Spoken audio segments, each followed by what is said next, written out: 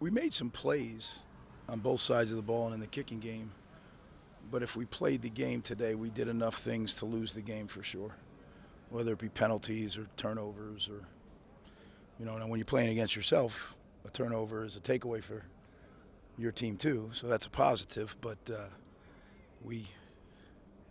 you can't make those mistakes, like the penalty mistakes we made. If you make those, you won't win. And then we didn't do a great job in the end with clock management as a team in the 2 minutes. So I thought we were a little ahead of that in our understanding, but sometimes that's a danger of practicing it not at full speed. Then you go do it at full speed and it presents differently. So I'm glad we did it, and we'll have to do it again to make sure that we're proficient at it. But I'm really pleased with the way these guys are working. I mean, that gives you a chance. And they work really hard, and they're really good people. So that's all you can ask from your team. I mean, we got to coach better. That's a for sure. We need to clean stuff up in a hurry, and we need to make sure that they understand what we're saying. So that's on us. Checo, good to see his. Yeah, I'm gonna keep from individualizing guys, who did what today, but like I said, I think Pop is in a good spot right now, physically, mentally, everything. We need to make sure that he shines it up and he gets ready to go play. Anything stand out with the backup quarterbacks today? You know what? They both did really some good things, so they're going to make it hard on us, which is good. Yeah, and now again, that's like watching from the field is the worst seat in the house, so let me go watch the tape with Sean, and we'll certainly evaluate the heck out of this because this is the closest thing in college that you have to a game, right, is scrimmages.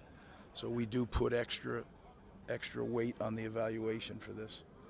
Do you hope to have a decision by next week, or do you want to use the next scrimmage for that backup quarterback job?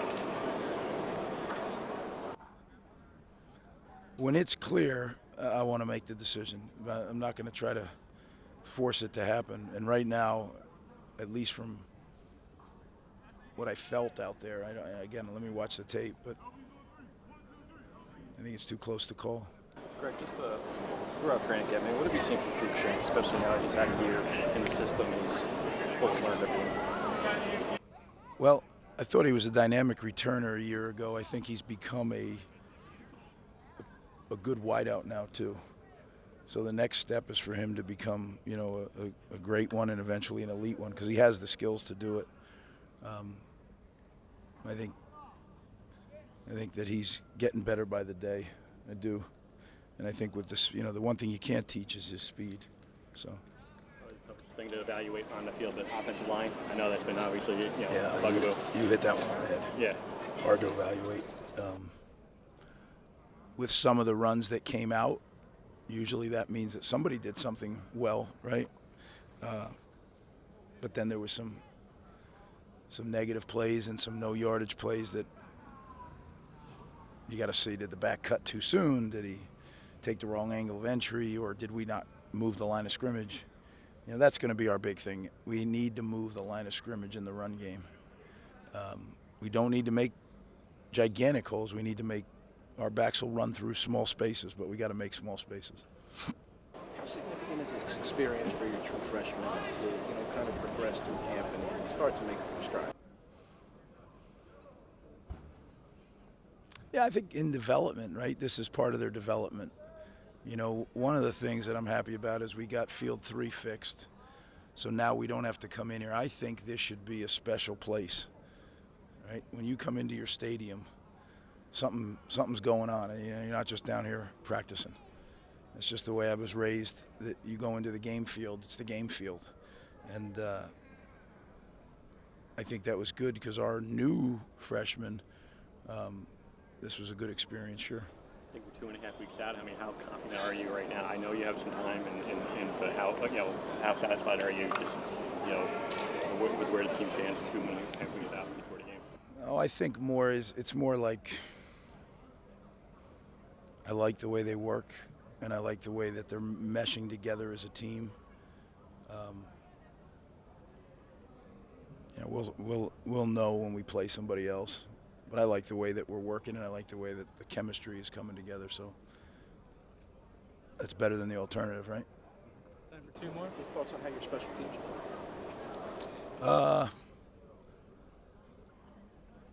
I think we executed well.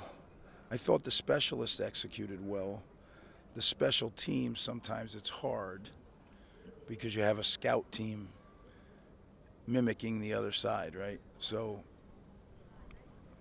that they're not as drilled as the team that we're going to play on the second is going to be, right? And but I think we're in a good place, teams-wise. We just have to make sure every detail's covered. The unknowns we got to make sure are covered. Can you talk about Sanders a little bit? Just he looked like he flashed out. Yeah, I mean he's a transfer guy from Bucknell. He's done some good things in camp. I don't know where he's going to fit in the rotation. We generally have 5 to 6 guys up and ready to go each game at the receiver's position. So then there's other roles, but that too is too early to call. I think we've increased our depth at that position, so now it's a matter of competition and who does the best. Jimmy gave me the okay. Jimmy gave you an extra? He gave me the extra. We talked about the backup quarterbacks, but Noah, just your initial impression on him? Are you starting to see the comfort level between he and Gleason? I just, ask. I think they've had that comfort level. I do. I think. Do you see it more in game-like situations? Yeah, I see him every day in the office and in practice, so I think there's a great chemistry there between really all the quarterbacks. I think Sean has a unique relationship with each guy, and that's the key, right? When you coach, each guy is a different person, just like even your own kids are different people. So, one will react to this kind of coaching, and the other will react to that.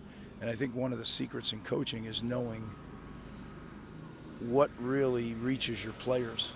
How do you approach each guy differently to reach them? And I think Sean's gifted in that. So I think all the quarterbacks have a really tight understanding and relationship with each other. Guys, I appreciate it. Thanks for coming out.